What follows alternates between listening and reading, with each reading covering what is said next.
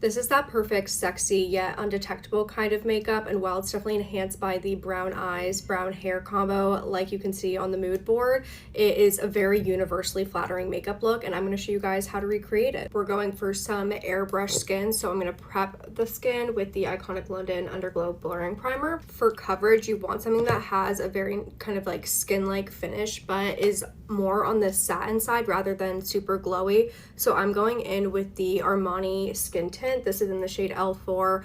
I have been obsessed with this product. We're gonna go in with a key ingredient bronzer. This might feel tedious, but if I was trying to do this look on a client, this is the protocol that I would do. We're gonna first go in with kind of like our base bronzer. This is the Fenty Cream Bronzer in the shade Butter Biscuit.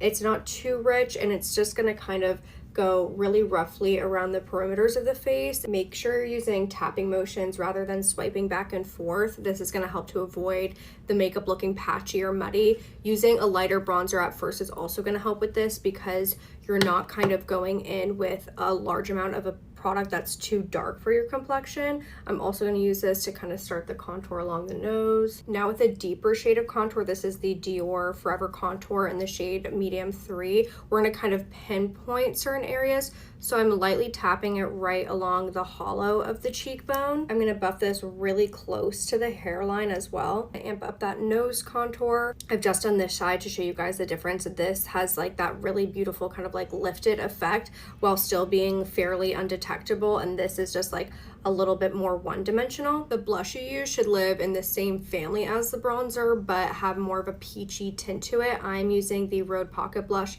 in the shade Tan Line. I'm picking it up with my brush. This is the Refi bronzer brush, and I'm tapping it kind of right underneath my eye, starting at the pupil and working my way upwards towards the temple. You're going to want to go for concealer that has more of a matte finish to give you that really beautiful blurred center of the face. I like to put it on the back of my hand and pick it up with a brush, and you're going to start by applying it kind of like halfway down the nose, avoiding this inner corner area. We want to keep the darkness there and then start blending it around the nose and kind of sweeping it outwards towards the cheek. Taking what's left along the bridge of the nose, between the brows, and underneath the cheekbones. Setting the T-zone with a little bit of the Kosas Cloud Set Loose Powder in the shade Translucent Buttery. We need some faux freckles, and I actually just learned this trick from Danielle J. She's actually one of the makeup artists responsible for one of the reference pictures, but this is just a liquid freckle product, but I'm picking it up with a pinpoint eyeliner brush, and I'm using that to kind of create the faux freckles and then tapping it in with my finger. For the eyes, just get yourself a good neutral kind of like cooler tone brown eyeshadow palette. This is from